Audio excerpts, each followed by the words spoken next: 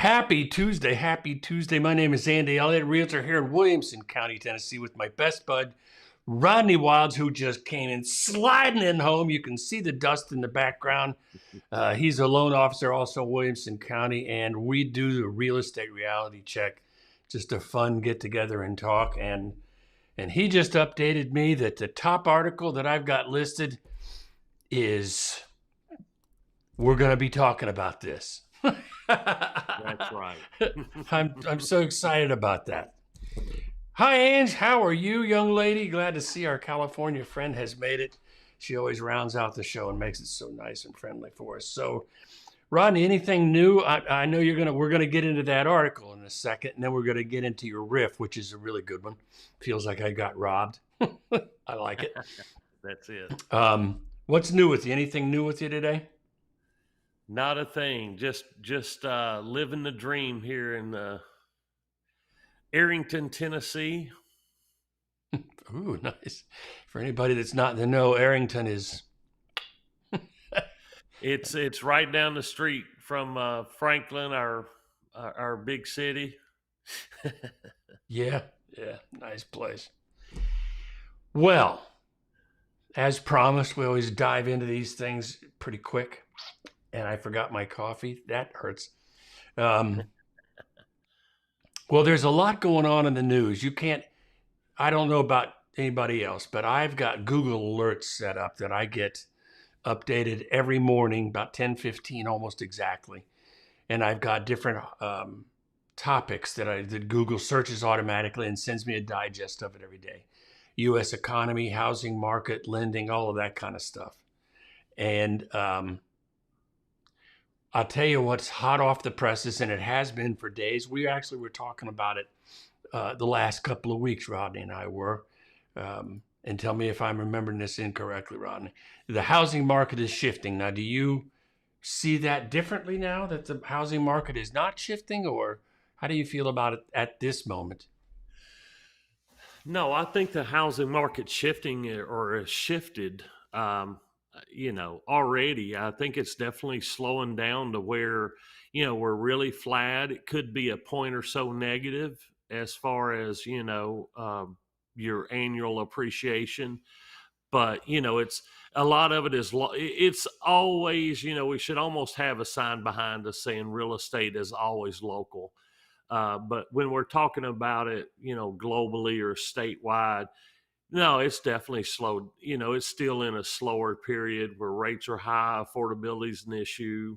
And there are, I would say there's more sellers than buyers. It's spun back in that would be my assessment. Yeah. And I agree too. I mean, if I don't pull up graphs every week, but if you go to Fred, that's at from St. Louis, it's the Fed numbers there. If you look at it, home sales are in there, it's in the ditch. I mean, they're slower than what we're used to. It doesn't mean it's dead. It's just slower than what we're used to. And remember, in my opinion, when we're talking about real estate and real estate sales, there's two different, I call them batches or categories or however. There's people across the country that are going to be moving no matter what the circumstance is, because they have to, because it's a job change, a relationship change. They could be going through financial stress, whatever. There's going to be a baseline number of people that are going to move. And then there's a balance of them, which clearly takes up the top or frothy part. I would call it recreational moving. Not that it's actually recreational, but people used to in the recent past, they did move because it was kind of fun and money was very nearly free, comparatively speaking. And so it was more recreational. Well, that's not the case anymore. Now people are moving because they kind of have to, or really motivated to do that pent-up demand. Am I close on that, you think, Rodney? Yeah, I think, and I see a lot of people moving that, that kind of understand that the rate market is what it is right now, and their budgets can afford it. So, moving right now is not killing anybody, and they'll manage that debt or refinance it at a later time. Yeah. So we're going to start with, and before we Rodney, before we connected online. We before the show, that's what that 10-minute wait period is for. We're kind of getting all our connections made, and Rodney is that 10 minutes? Am I supposed to be there 10 minutes? You're the boss, man. You come in whenever you feel like it. I'm just explaining to people that's what that long part in the beginning is. We're just making sure our connections are made. But as he was sliding in, he was telling me something interesting about this first article that I'm gonna share, and that is that the number of Americans selling their homes soars to a record high. Now, this is based on a Redfin article, and you'll see what they're talking about. But I'm going to have conversation about the impact. I've got listings coming. I've got buyers that are currently working, trying to figure things out. This makes a difference to both of those categories for sure. So let's kind of dive in there a little bit. I don't have a shift on that. After years of shortages, partly due to homeowners holding on to cheaper mortgage payments, the United States housing market has nearly 500,000 more sellers than buyers, according to a new Redfin report. It's the highest number since the company started keeping track 2013. Now, that's not forever. 2013's recent past, I would say, but it's significant in our recent history. It also represents a significant mismatch between supply and demand. Every week we talk about the housing market is based on supply and demand, period. I mean, that's just what it is.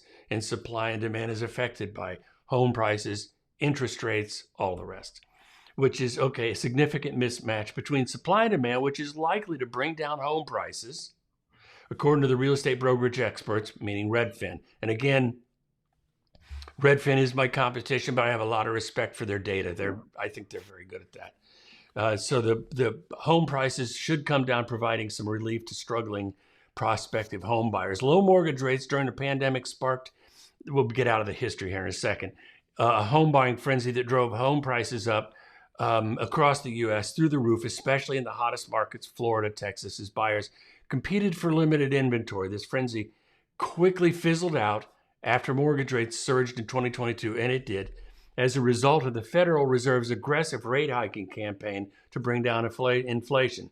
However, higher mortgage rates also had a lock-in effect on existing homeowners. I'm a good example of that. In my circumstance, I don't have to move, but even if I wanted to, I wouldn't, because my mortgage rate compared to what it is today is so good. Just jump in anytime you need to, Rodney, to dispute. Like I can see you winding up there, man. No, go ahead. However, between the end of last year, this I think is critical to everything that's going on. Between the end of last year and the beginning of 2025, however, homeowners began to realize that this time, meaning the mortgage rates higher than normal, might not come anytime soon. What I'm trying to say, I cut out a part, which I shouldn't. Between the end of last year and the beginning of 2025, homeowners began to realize this time might not come anytime soon, and they put their properties on the market. What they're saying is, for the people that were waiting for rates to come down, they've decided that's not going to happen. I apologize for stumbling on that, but that's the deal. And we've been talking about, Rodney and I have been for a year now, with the changes that come in place, at a certain point, people are going to normalize that, where 6%, not so bad. That's what we're used to seeing. I mean, the 3%, probably not ever going to happen again, or at least I don't see when it would. Do you need to interject yet? Not yet. Not yet. But what they found is not the same market it was a few years ago, where multiple buyers fought ruthless bidding wars to snatch one property. Many prospective buyers have since been pushed to the sidelines by rising costs, while others may be reconsidering buying a home this year amid growing economic uncertainty surrounding Trump's tariff policies. I'm not saying good, bad, or indifference. I have no judgment on that. But does it create uncertainty? Absolutely. The result of that is much of this rising inventory remains idle on the market, and sellers are increasingly being forced to lower prices to attract cautious buyers. Let me get this one thing in, then you can beat me up. In April, according to Redfin data, there were a total of 1.9 million sellers in the U.S. market compared to 1.4 million buyers, 33% more sellers than buyers Only a year ago, sellers outnumbered buyers by just 6.5%, while 2 years ago, there were actually more buyers than sellers, which is going to jack up the prices. So far, so good. Are you jumping in? No, I'm gonna go ahead and jump in on this one. Here's the thing with this article. MBS Highway is a service I subscribe to, and they're very detailed about the market, and they took issue. Maybe took issue with this article. Just this part of a lot about this part of the data in the article. When they put 1.9 million sellers, there's one point you can see that you can see how many listings we have, but Yeah. what they didn't mention is over 500,000 of those are under contract already. So you had 1.9 with 5 or 600,000 under contract, which really brought that down to More balance. 1.4 million or something like that. And in their data to get the buyers is what was really kind of ridiculous. It's like, how do you actually know how many buyers are in the market? Well, they don't go to Redfin and sign up. I mean, that's a number that's just not known. Like it's hard to tell how many buyers are in the market. And they've already got the first number messed up by just counting active listings, and then they compare it to buyers and then say there's 500,000 more buyers or sellers than there are buyers, which Redfin puts out this data. It's a lot of people are looking at it. A lot of people are giving them credit, thinking they've done their due diligence on these numbers, when really they posted how they got the buyers. Yeah, the methodology. The methodology in it, and it was ridiculous. It was like, I'm taking a percent of this market that looked, from contract to close, how many days, and we estimated how many people were doing that, and then they added in seasonal adjustments. I'm like, this is not very accurate data. Like, their formula was not coming up with this number no matter what. And then just to say, it's a pretty alarming article when it's a headline grabbing, fear kind of based article that there's 500,000 more, when really, if they had even just put the accurate number of listings with the amount that's already sold, you would have been at a break even. So, they didn't even mention that, out of all the sellers, 5 or 600,000 of them was already under contract. So that was the thing about this article, is like, if you just read this sentence and take it for what it's worth, it's kind of very alarming. There's a lot of other good stuff in the article, but this part of it was was like, I really understood why they didn't get this one right with the formula. And Andy, you think of this, it's like, I don't know a good formula to understand how many buyers there are out there in the market. When I first read this, my first question was, how do you calculate that? I mean, how do you? The way they calculated it's literally, if you'd have read it, you have to read it 4 or 5 times just to understand kind of how they did it. I was like, this was crazy how they come up with that number. But anyways, I take a little bit of an issue with this part of their data, because there's just no way to know how many buyers are out there. And if that's the argument, I agree with you. However, it's like they say, how do you find a star? Or how do you find a planet? You look at how the star wobbles as it's going through the sky. There's evidence of what's going on. When you look at the MLS and the number of properties in particular given neighborhoods, they're double of what they used to be, and their days on market are extraordinarily long. I mean, it used to be ridiculous how fast it was, and it was not normal. Something selling or being under contract in 3 or 4 days. I don't care who you are. I don't care how good you think you are. That's ridiculous to think that that's normal. It's not.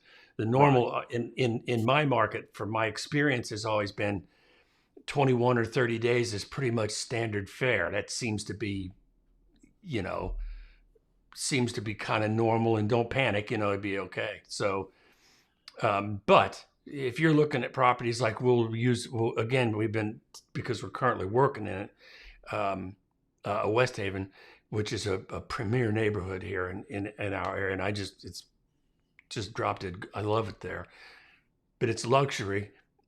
And there's twice as many houses for sale for longer periods of time than there used to be. So, we're seeing evidence of that. And I've told this story before where when I used to work with DeSelm's team, DeSelm's Real Estate, and we were cranking out 900 homes a year, the market would shift and we didn't know it until we started having a conversation with each other in the bullpen. Hey, is your listing taking longer to sell? And everybody go, mine too. We'd start comparing notes. That's how we knew something was wacky, Yeah. That's old school stuff. So let me continue on this article. And there's a couple of interesting things, but I appreciate your argument about how many buyers there are, because who knows? According to the Redfin experts, two things are happening on the market simultaneously, and I agree with this. The number of sellers has risen to levels not unseen since March of 2020. That's just a data point that kind of can't dispute that. While the number of buyers has shrunk to the smallest size since the real estate brokerage began tracking in 2013. Again, we can't argue about that, except low number of home sales. I mean, I think we could probably agree that home sales is low. On one hand, sellers have given up waiting on mortgage rates to come down, a big point, and have made peace with a new monthly payment plan that may be more expensive than their previous one. Big deal. On the other hand, buyers are still struggling with strained affordability due to high prices and elevated mortgage rates. The result is that demand is shrinking at the same time as inventory is finally rising. It really is rising, with 44% of homes in April sitting on the market over 60 days, relative to what we're used to. That's a long ass time. Sorry, beep, long time. Enough to be considered stale. That there's truth to that. Certain markets are faring much worse than others. In the single family home market, there were about 27.8% more sellers than buyers in April, according to Redfin. But in the condo market, which is not what I want to hear, there were as many as 83% more sellers than buyers in the same month. What's happening in the condo market is that many owners are trying to sell their properties to avoid rising homeowner association fees and insurance costs, a phenomenon particular to Florida. The condo market has also revealed what happens when there's a significant gap between buyers and sellers, and what is likely to occur in the overall housing market.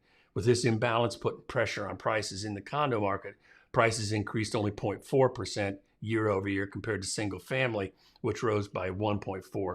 In RMLS, you can combine those, and most of the numbers that you see on the news headlines and stuff when they're talking about home prices went up X percent, it's a combination of all that. So breaking it down by condo and single family home is pretty smart.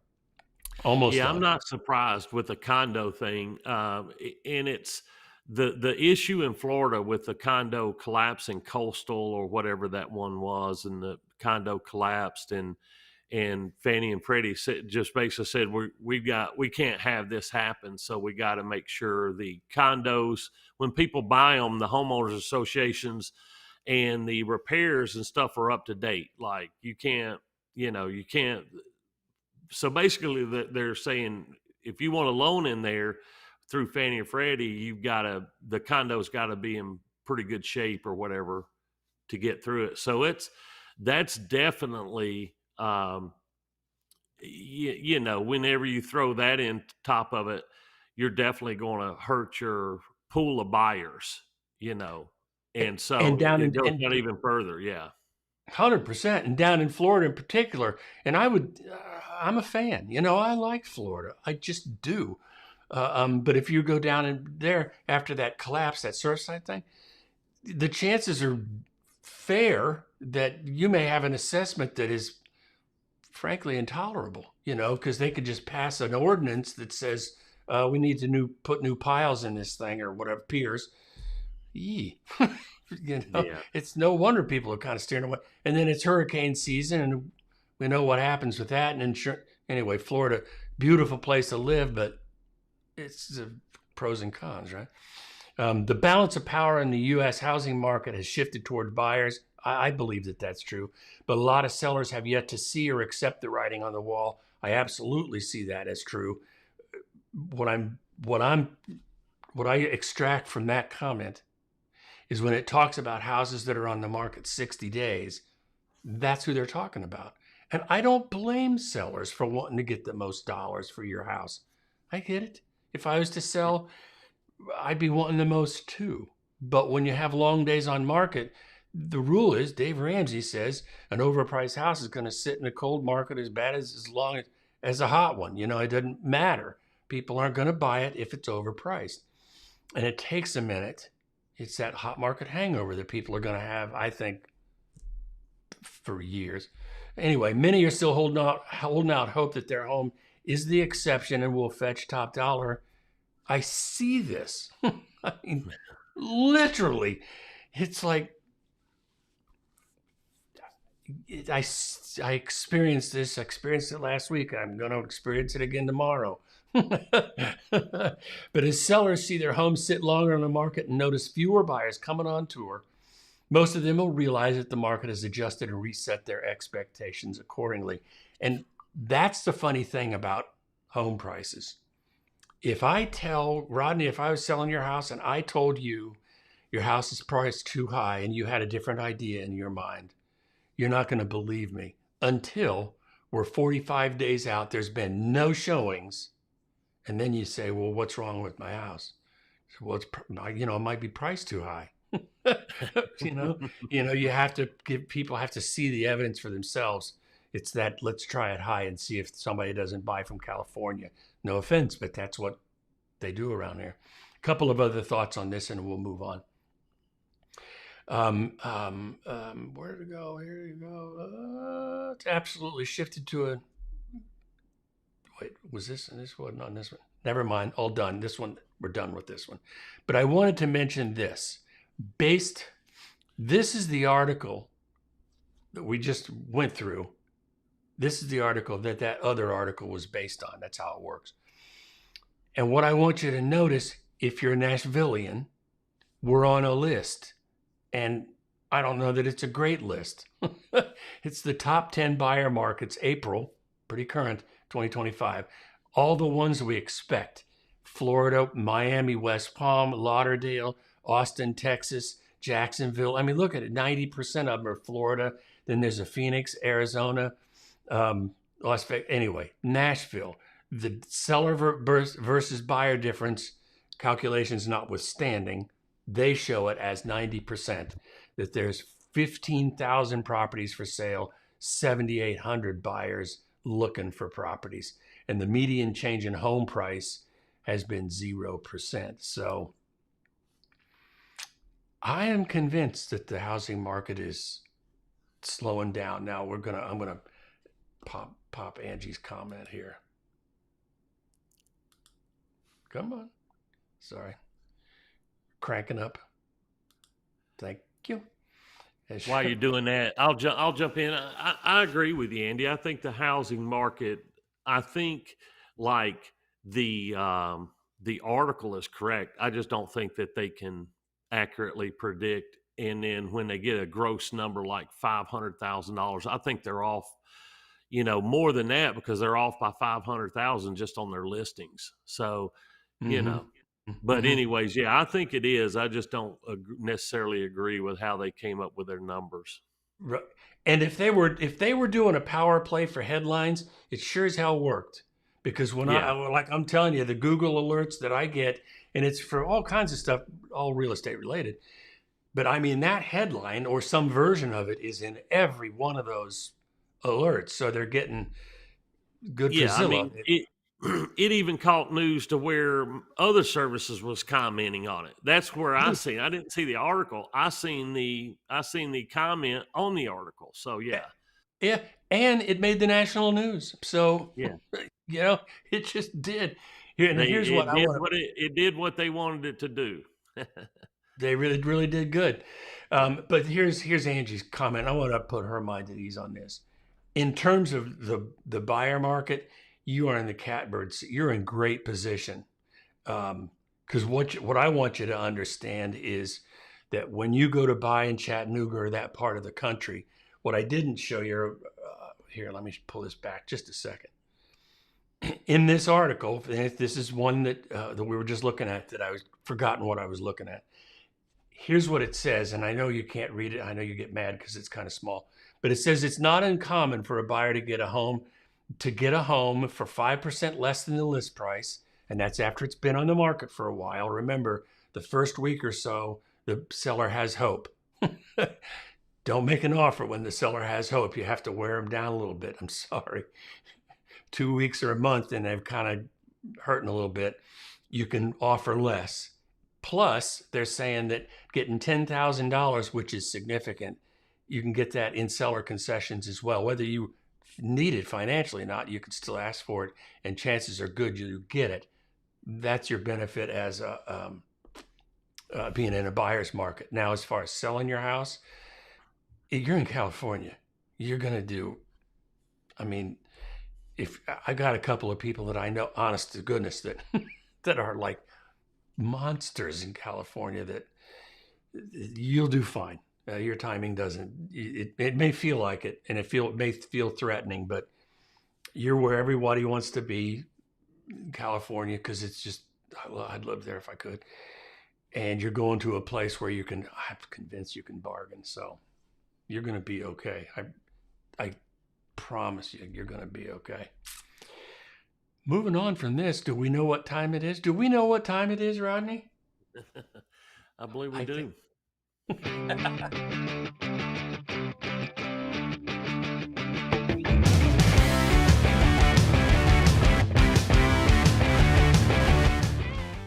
How can you not love that music? It's just, I'm dancing back here. Rodney's all right. Let's do this.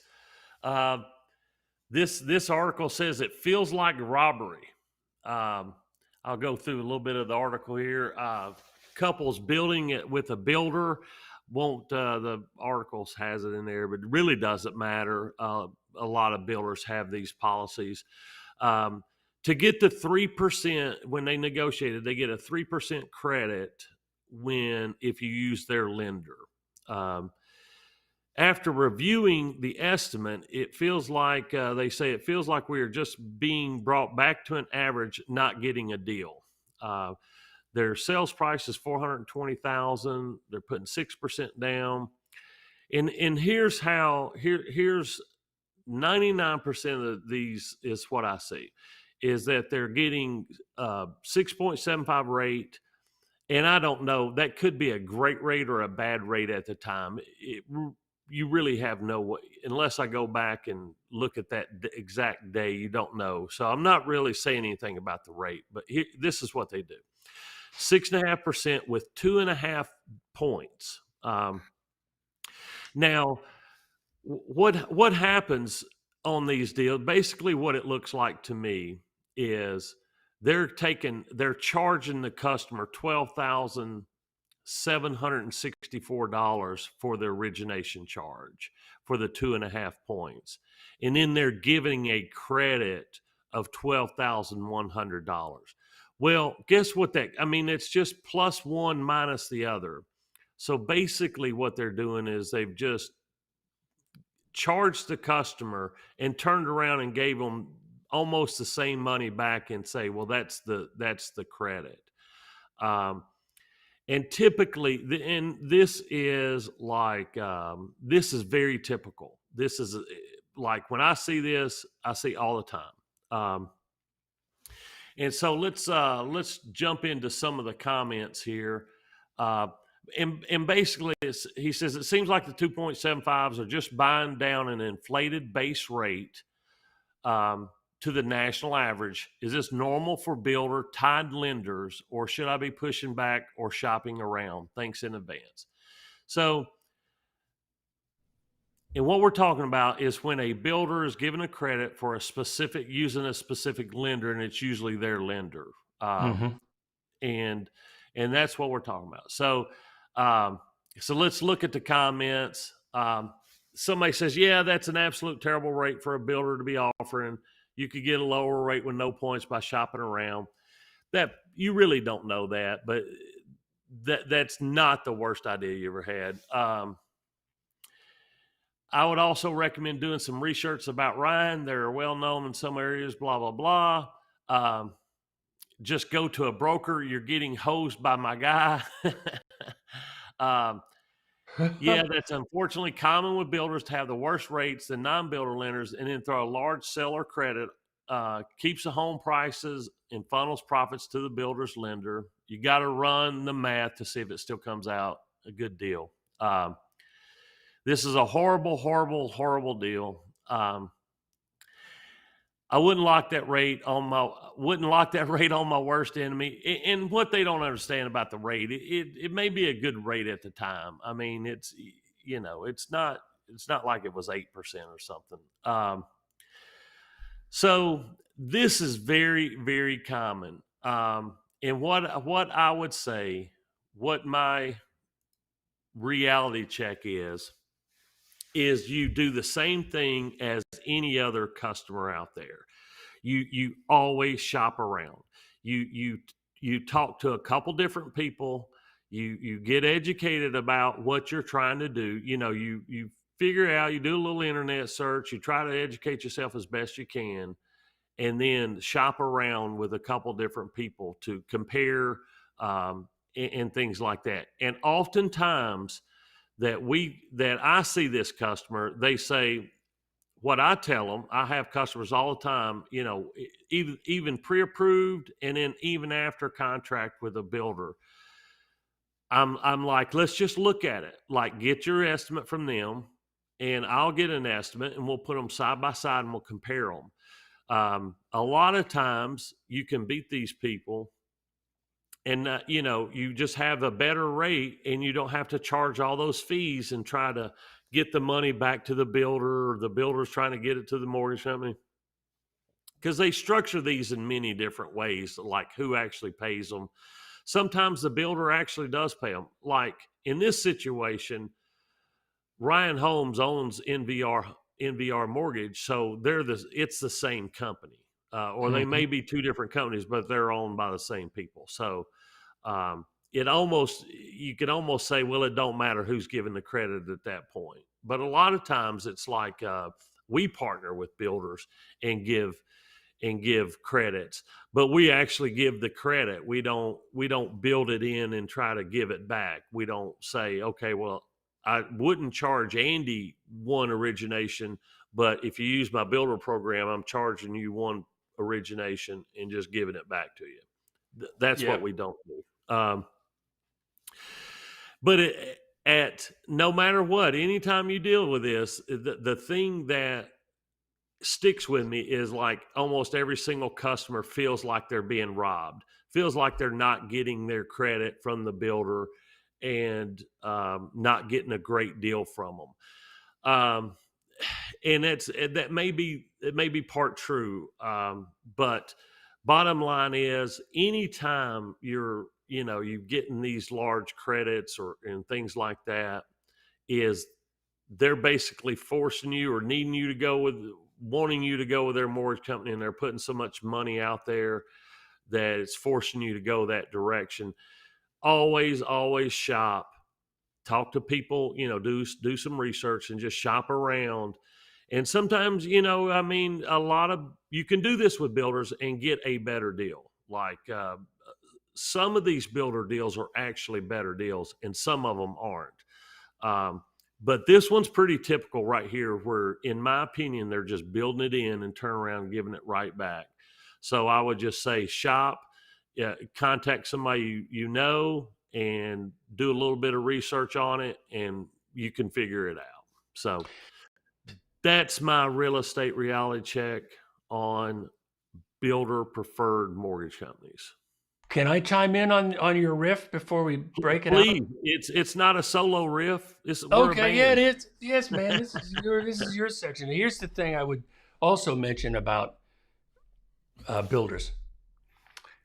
Like the guy said, do your research. Talk to people about the Ryan builders. Do that specifically, but be a little bit careful, because if you look for people that have had problems, they're going to give a negative review.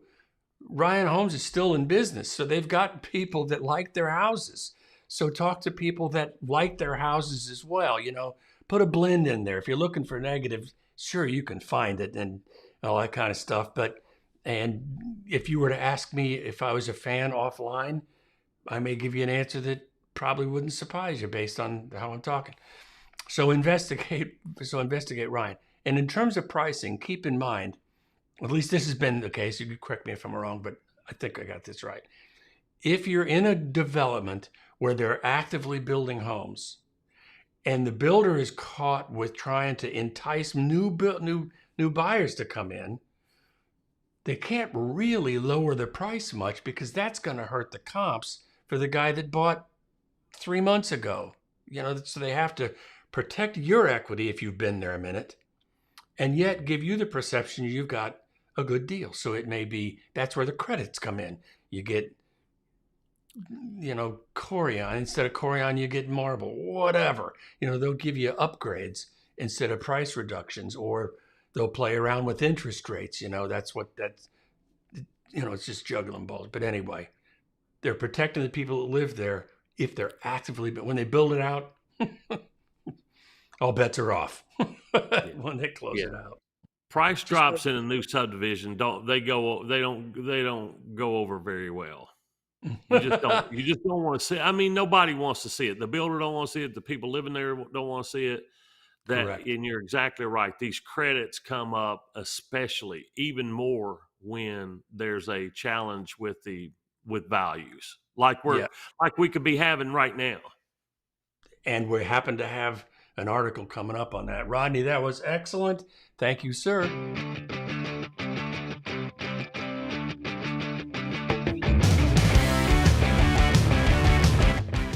I just love that music. I really do. And it's not even a whole song. It's only about a minute long. Dang. All right.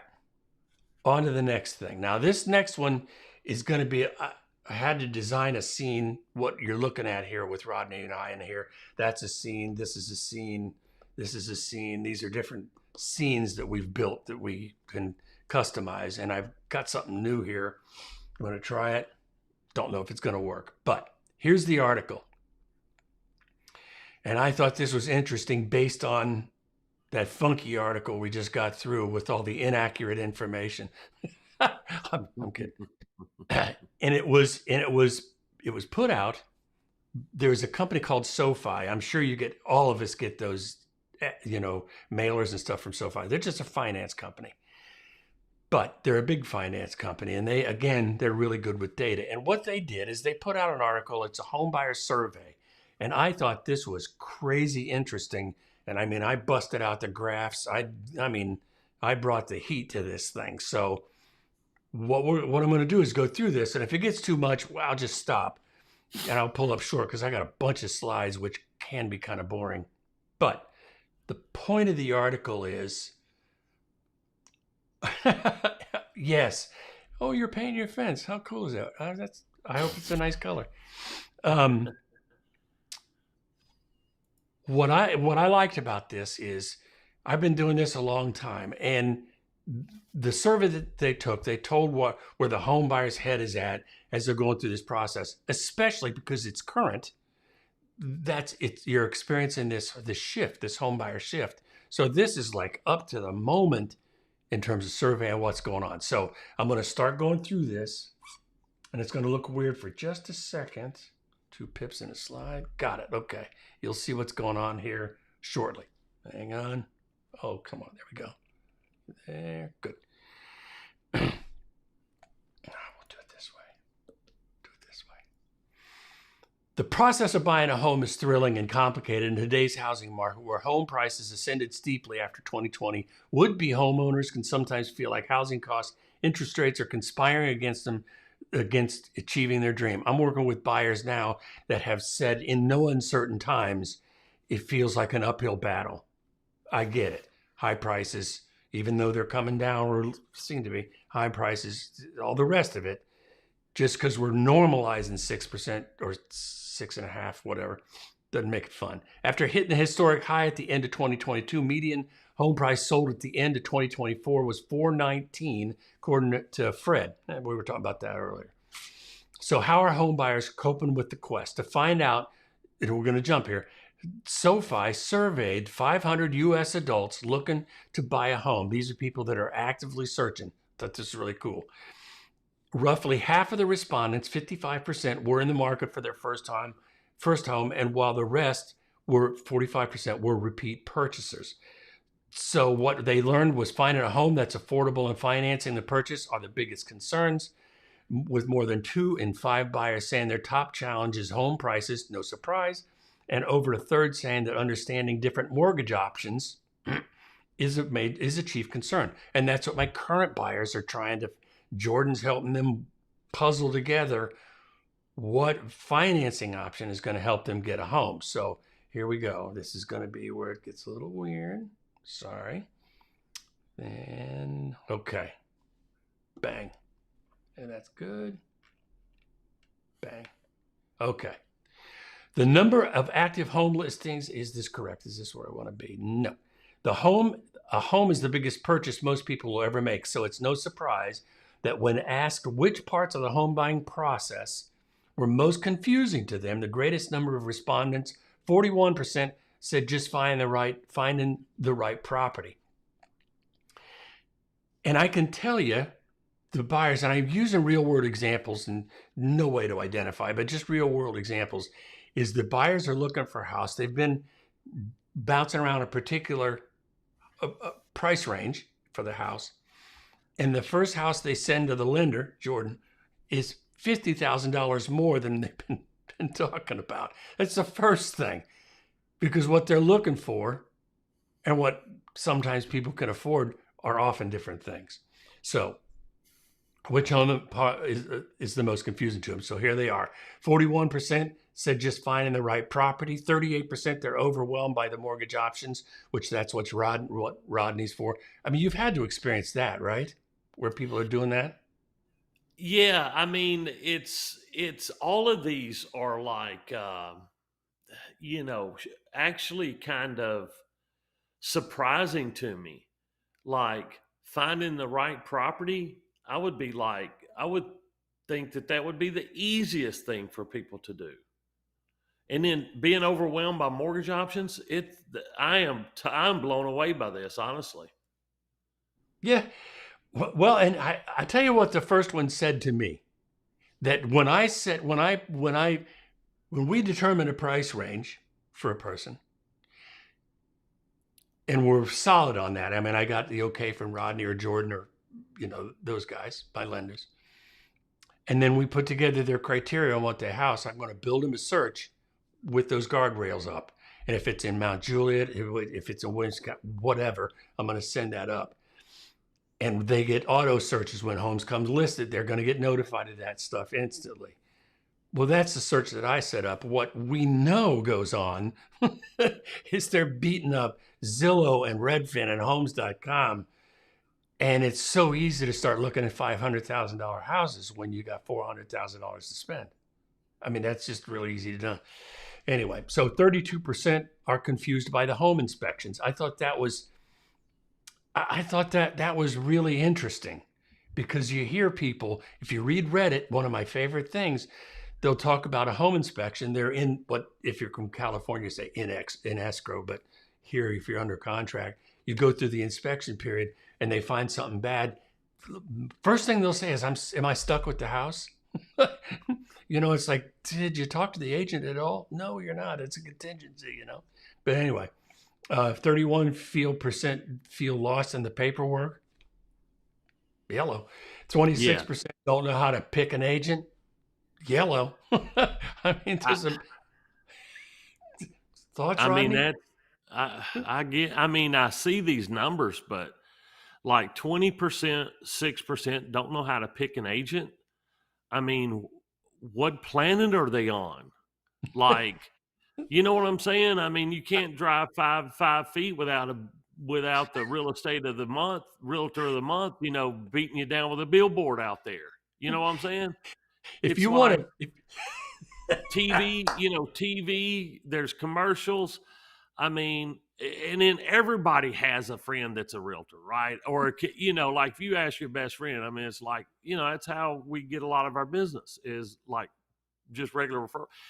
Now, I get the 31% feel lost in paperwork. I was hoping that, some of our new technologies would reduce that number overall globally, not with my first bank, obviously, but, we do a lot online. We do a lot of e-signature stuff now, but there's just a lot to it. And it's still obviously a big issue for these, you know. well, It and can, when it comes to the paperwork, I thought that was an interesting thing. Because when I'm trying to go through paperwork that I don't understand, I'm not trying to understand the verbiage. I'm trying to understand what does this mean if I don't do it, or if I do it. It's the impact of it. That's where what does a contingency actually mean? You say, well, it's contingent. We're walking away like they know, they got a license like us. That's a contingent. Don't worry about it. What does it yeah, mean? yeah. But anyway, that just kicks it off. So here we go. The next point to this in this article, I thought this was excellent. Virtual home tours are especially helpful to those that are buying a home without visiting in person. And I know Angie will, at some point, when you start getting serious about looking at homes in Chattanooga, you're going to start doing, I would expect, virtual tours with your agent out there. They're going to FaceTime, walk you through the house, help you look at the neighborhood, stuff like that. They addressed this in this article, and I just thought it was such a cool thing that they did. And so if you're buying a house sight unseen, this is what people were doing to protect themselves more. Me personally, I would never, and some people are proud of it, I'm too risk averse to do that. If somebody wants to buy a house sight unseen, 9 times out of 10, I'm going to say, man, find your way to Nashville. Just, I think I did it once in 20 years, and I was so uncomfortable that they'd get here and go, this isn't at all what I thought. I don't want that. But here's the risk. Here's how they minimize the risk. 55% request extra info from the seller or agent. They're buying it sight unseen, so I think that would be a given. 49% research the area online. I think that would be a given, but that doesn't tell you very much. It's social media. That number's low. I mean, to me, that should be 99% of You the would people think. research the area online. You would think, but this is the survey. That's what, and these, they said they had 500 adults. That they had to put out like 5,000 opportunities to take the survey that nobody took. These are 500 Yeah. people that actually took the survey. So pretty good sampling. 46% hire a local inspector. I think that was just a dumb question, really, is what that is. 43% with virtual tech. That's where people are using virtual tours and stuff like that as a big deal. I think that's great, but God, that's so dangerous. How many times have I taken people into a house and they go, God, this looks so much smaller than I thought. Well, that's because they're using a fisheye lens, It looks like a basketball court, but it's actually... People's gotten really good with pictures. I mean, pictures 10 years ago didn't mean nothing. Now your photographer, everything's online. Your photographer for a real estate agent should be pretty important because everything's online. Yeah. And the last thing that they did, and this is just this one topic, I just thought this was interesting. 42% of them talked to a real estate attorney, not an agent, but a real estate attorney. I thought that was interesting. Well, how would they even know to do that? Because the attorney's going to get the questions. What does a contingency mean? That's exactly what that means. If I buy this house, am I stuck with it? All right. So here's the next one. I'm going as fast as I can. We're going to run out of time. That's all right. We can continue next week. Notwithstanding concerns about how, this is really, get this, crazy.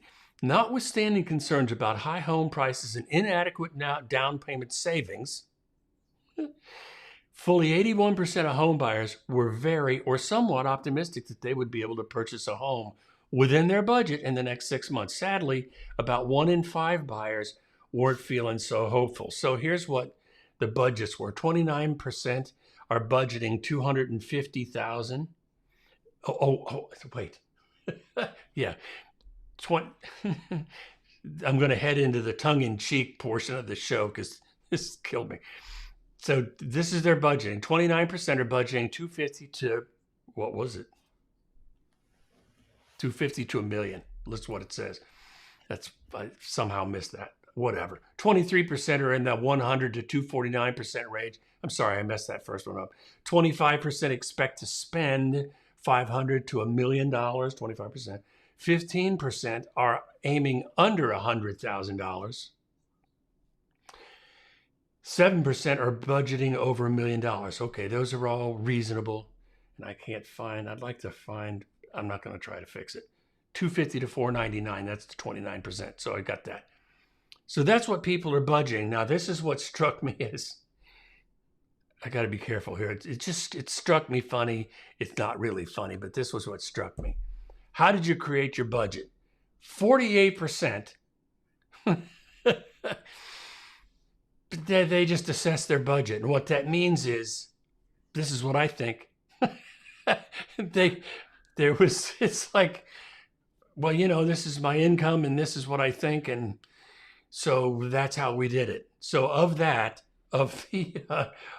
this, most of it's made up. 48%. That's what my point is. Online calculator, 37%. That's pretty reasonable because they do a good job on that. But how often do online calculators pop DTI in there? I don't know. I rarely have ever seen that. 30%, 36% financial advisor. That's really good.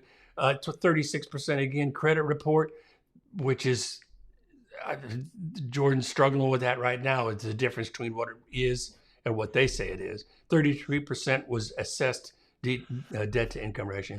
And then 27% were the only ones that walk away with a good number. They got lender pre-approval. So any thoughts on that, Rodney? Well, I don't know. They don't add up to 100%. I don't know what that is. Like 48, 37, 36, 30. Shouldn't that add up to 100? Something, I would think. But how did you create your budget? Yeah, I mean, that's, I'm surprised you don't have more than 6 categories there. Everybody's going to do that differently. And half the people is their budgets is determined by their paycheck, Oh, God. Absolutely. Yeah. Or what you tell me my paycheck is. I think it's one thing. You think it's another, which is, I thought you were my friend, I'll never forget when Alex called me and she said, "Hey, you got $12,000 on you?" "Yeah, why?" "Well, you don't anymore." All right, so the next one is the largest upfront expenses. And we're almost done. Golly, I can't believe it. I'm not going to make it. The largest upfront expense. And Ange, I'm going to get to your questions. I promise. The largest upfront expense associated with buying a home is usually a down payment. Here's what shoppers were planning to spend. 7% of respondents were exploring the zero down option. If you're a VA, you're a good deal. Zero, it's a little harder to find, isn't it? I mean, are there a lot of zero down options? We have a bunch, actually. Most of them are income qualifying.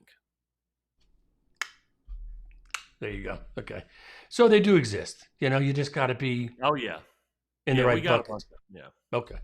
10% plan to put down less than 5%. Think of FHA. 19% plan to put down 6 to 10. 30% plan to put down 11 to 20. And 23% are going above 21. I mean, that's, and then 10%, and I didn't put it on here, of the respondents weren't sure how much they would put down and they're wise to say that because it depends, that's all that's what it's about. So let's go to the next part. I thought that was interesting. That's Should I good, by start? the way. Only 7% don't have a down payment. So that's a better statistic than most when they're talking about how affordability for people. You know, they Yeah, and and 5% is not chump change when you're buying a $500,000 house right. I mean, yeah, or try 900,000. or For whatever. yeah. No, you're absolutely right. Um, let's see. Let's see. Okay, then we're going to go to this. Okay, I'm not going to read from this. I'm just going to pull this up. During the course of this survey, they asked these questions, and I thought these were really interesting. Because remember now, these are surveys of people that are planning on buying a house, but clearly they haven't. I mean, 26% of them couldn't figure out how to find an agent that they liked, So they're probably not getting advice at this point, but this is their main concern. And if you look at real estate on Reddit, the subreddit, this completely lines up. So the most concern that people had about buying a house was the maintenance and the repairs of the house. My personal experience, I lived here 9 years. I've never had to fix anything. I mean, I get the HVAC tuned up a couple of times a year, and that's it. Another thing that they were concerned about was their property tax. Well, that's the one thing that probably stays almost as stable as your payment, except recently we got reassessed. But half of the people worried about the property tax. You know what that is going in, period. Mortgage payments. Stop it. You know what that is going in. Insurance. Stop it. You know what that is going in. Utility bills. That depends on how cold natured you are. If you got to have it 64 degrees, it's going to cost you more than grandpa who likes to keep it 76. That's how that works. HOA dues. Under extraordinary circumstances, they'll change. But usually they stay you know what that is going in. So I just thought this was really an interesting set of concerns for people. Any thoughts on that, Rodney? Yeah, these are all concerns or things that we deal with in pre-approval. Like we go over taxes on the exact property and explain when they were last reassessed, and things like that. Homeowners dues. I'm with you. I'm 1,000,000% with you. Like these are things that are things that you should not be concerned about, because a good lender or real estate agent can provide that before you ever make an offer. Ever make an offer. That good faith estimate coming across or whatever. I mean, that's why we do it up front, to make sure it fits your budget before we move forward. And like, you're going to know what your payment is with me going into when you make an offer on a house. Like, that's just standard. And I tell you something else that this revealed to me, and this isn't because I'm biased, though I would have to be a little bit, I protected my own industry, that it seems like, technology is trying to take the place of real estate agents. And maybe you feel that threat too, that lenders, there's an online presence that's trying to take our jobs away. They've been trying to do that forever. But when you read something like this, when over half or close to half of most of the respondents, which is a bunch, are concerned about things that shouldn't be a concern at all, that tells me that my job really is secure, because those are excellent questions and they need to be asked. But you can't read that online and be comfortable with it. That's what I'm saying, that Redfin can't fix that. It's got to be an agent. That's what I'm getting at. Right. Yeah. No, I totally agree. And I would say that those numbers may be increasing with the more online services that people can do, because they're not going to get, you're not going to get if you go to your bank or you meet a mortgage professional that you like, you're probably going to get the best service that way versus online. Yeah, I agree. It's just same with real estate agents. I mean, you're going to meet, you're going to get, in my opinion, I mean, that's been the industry standard for years, is that's the knock on them, is that they know it's a taxi cab ride. They're wanting you for one transaction, and they're going to give you that ride and dump you off, and they really don't care. Where they're us, we're going to see you at the grocery store, so we want to make sure it goes good. And I'm going to answer this question if you don't mind, Rodney. And then, I mean, if we need to cut short, you tell me, or can I keep going for a couple of minutes? We're good. Okay. So Angie said, don't people educate themselves before buying? I think that they want to, but when you start buying a house, it's like, if you've ever worked on cars, you can think that you can do it till you get under the hood and you go, wait a minute. Wait, that's a little more complicated than I thought. And that's how jobs get half started and you walk away from them. So I think that they do educate themselves. Go to Reddit. I keep bringing that up. That's what people are trying to do on Reddit. And what Rodney has proved, and I've proven 100 times over, is there's good information and there's really bad information on Reddit with good intention. They intend well, but and so the other point is, what are you buying for under 100? This one, hey, can I answer this one? This one, now, she should have known this. Angie, you should have known, because we had Grant Cardone on here a few weeks ago. And these are the people that's getting $300 a month allowance, that's buying these properties under 100,000, the 15-year-olds, and renting them out. So all the 15-year-olds are taking up these properties, snapping them up. So they're not hitting the market very long, so they're really not out there. So here's how people are saving, and there are only 2 slides to go, but they're really interesting. I find them interesting. I'm going to keep going, Rodney, if you're okay with that. So here's how people are saving to get that down payment. They're cutting non-essential spending, which is, stop at the Starbucks 5 times a week.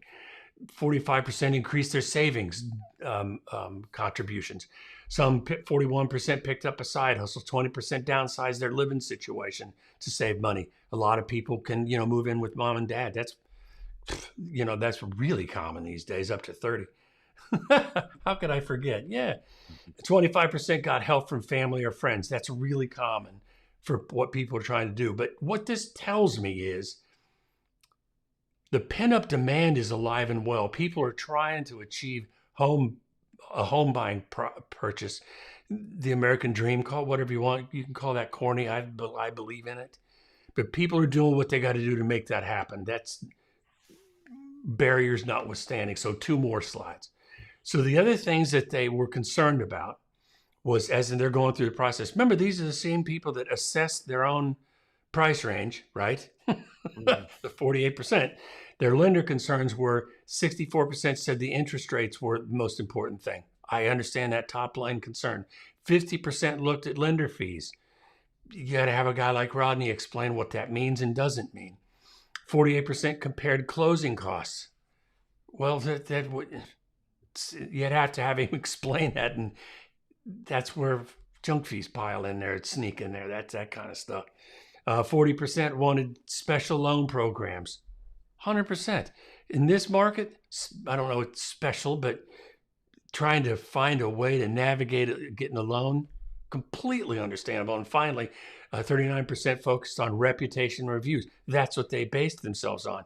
That's why I tell people, when you're looking for a lender, if you're not using Rodney, please do. And our speaking of that, our contact information is in the description box below. Plus, I've got a new course that you can get. That link is down there. It's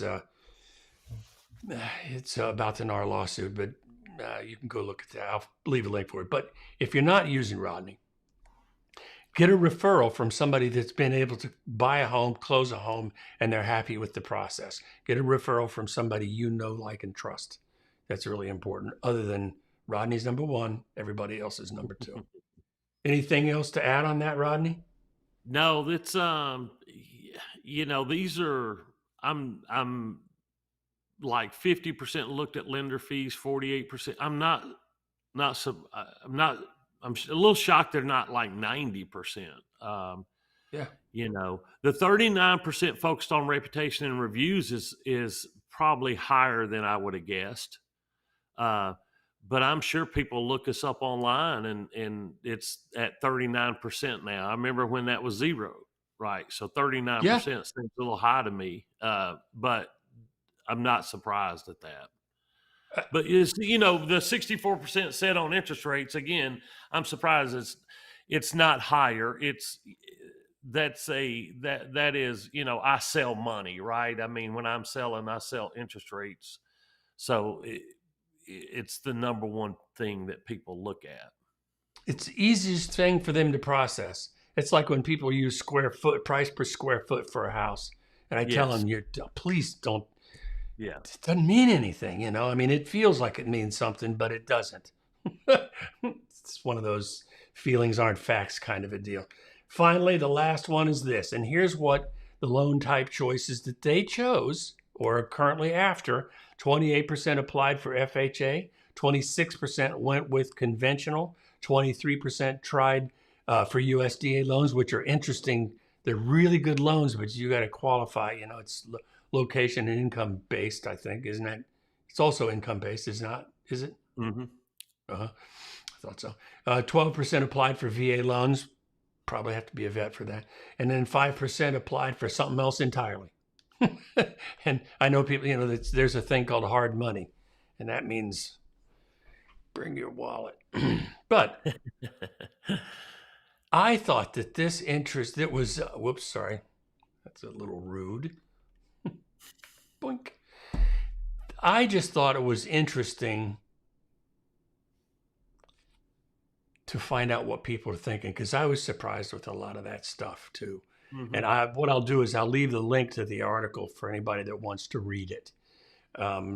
Because if you're feeling like any of these folks, here's the point, you're completely normal. If it's overwhelming for you to be looking and buying at a house and going through the process, that's normal.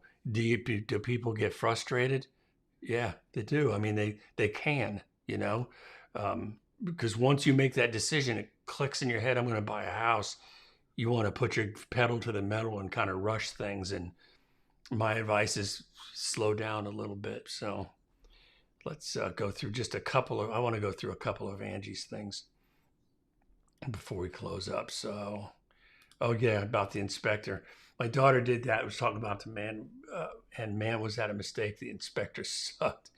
People have this misguided notion that inspectors are experts. They're not. It's not what they're designed for. They're designed for one thing, to red flag things that could potentially be a problem, not things that are a problem. So, yeah, don't do that again. I think we're good with that. So, I thought that was a cool article. Inspectors have a tough task. It takes a special inspector to be good at that, because nobody wants 19 or 27 or 36 items on a house. The buyer doesn't want them. The buyer, but the guys, the inspector's going to point them out, and they're going to. It's damn if he does, damn if he doesn't. But you definitely don't want to get a bad one at any point in time. So that's the thing. But inspectors have it tough. I mean, I've seen so many buyers get that inspection report, and I've seen it, and I was like, "Oh man, I'm glad I got there," because there was no major stuff, right? There's only cosmetic and this and that, and then the buyers just go like 37 items. They need the whole weekend to absorb it, right? To see if they even want to move forward. And I'm like, man, this is every house you're looking at. Like every one of them has nail. It's like, yeah, I mean. Don't even get an inspection on a new house. Wait till your warranty's about up and then do it. But it's after you've seen 100 of them, you realize that what you're looking for and things like that, because it's a lot for a home buyer. And I have discovered after all this time that every home inspector has his thing. And we had a guy that for a period of time was loose toilets. And I was like, well, how do you discover that? I mean, what prompts you to do that, you know? And I was in the house, which we don't normally do. I don't normally show up for inspection because it makes you responsible, so you have to be careful. And he inspected my house, and what he did is he get down there and just grapple the thing and try to yank it out of the floor. And if it moves, well, you got to lose toilet. Well, I didn't a minute ago, you know? Jesus, stop that. God, I had to tell him, you got to find another way to do that, because every report had a loose toilet. I was like, wait a minute. Yeah. And these guys take a beating for years. You can have an HVAC blower motor that starts to tick 2 years later, and he goes, how come the inspector didn't find that? Yeah. Yeah. I mean, and that's it. Angie just said that he missed every major thing you could miss. So that is a terrible inspector, because I'm usually seeing the ones that catch everything. Yeah. And and a lot of it's just normal wear and tear on a house. That's a scratch in the in the drywall or whatever. But yeah, no, if you're missing stuff, ooh, that puts you on a whole new level for bad inspectors. Yeah, and now it's my understanding correct me if I'm wrong, I think can you hold I don't know if you can or not, I'm not going to say that. Never mind. I'm just going to back away from that. But to your point earlier, you don't have to be trained. You don't have to have a license. It's not a licensed, or at least it wasn't. It's not a licensed thing, is it? Yeah, being a home inspector, you have to have a license. But what I'm saying is, you don't have to have a license in HVAC. You're a licensed home inspector, which is considered a jack of all trades. My daughter had water pouring through the ceiling less than a month. Oh my God! And she did get saddled with a bad inspector. I hope there was something she was able to do about that. I do. Or I'm not making fun of inspectors. I'm just saying, our whole point about that was when you're out of town, counting on them. So I'm sorry that happened to her. Sorry that happened. Well, sorry I went overtime. Couldn't help it. But I wanted to be able to finish that article. Rodney's riff was a banger today. I love it. It's getting better every week, Rodney. That's super good. Any final thoughts, my friend? I'm good. Thanks for watching. You're good.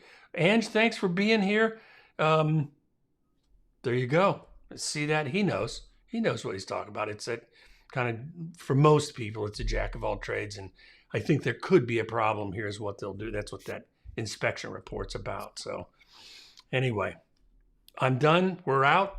Hope you have a nice day. Look at that. And this, oh, good. See you next Tuesday. See you.